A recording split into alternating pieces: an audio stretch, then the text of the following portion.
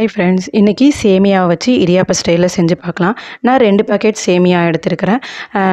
தண்ணி வந்து நகசூடாக சூடு பண்ணி எடுத்துகிட்டு அதில் வந்து உப்பு சேர்த்துட்டு நம்ம எடுத்து வச்சிருந்த சேமியாவை இதோட ஆட் பண்ணிடலாம். ஒரு 3 மினிட்ஸ் அப்படியே விட்டுருங்க.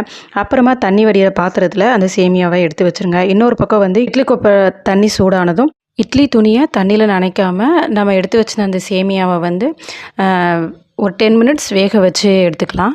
நல்லா சாஃப்டாக நல்லா உதிரியாகவே இருந்துச்சு. நான் வந்து பாதி வந்து காரத்துக்கும் பாதி வந்து ஸ்வீட்டுக்கும் எடுத்துட்டேன்.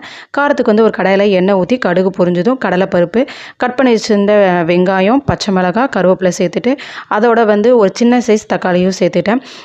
உப்பு, மஞ்சத்தூள் வந்து சேர்த்துக்கிட்டேன். வெங்காயம் தக்காளி நல்லா வதங்கினதுக்கப்புறம் நம்ம எடுத்து வச்சுருந்த சேமியாவை இதோட ஆட் பண்ணிவிட்டு கீழே இறக்கும் போது வந்து லெமன் புழிஞ்சு இறக்கிடுங்க. இதுதான் ஃபஸ்ட் டைம் ட்ரை பண்ணோம். ரொம்ப நல்லாவே இருந்துச்சு. நீங்களும் கண்டிப்பாக ட்ரை பண்ணி பார்த்துட்டு எப்படி இருக்குன்னு மறக்காமல் கீழே கமெண்ட் பண்ணுங்கள். தேங்க்யூ.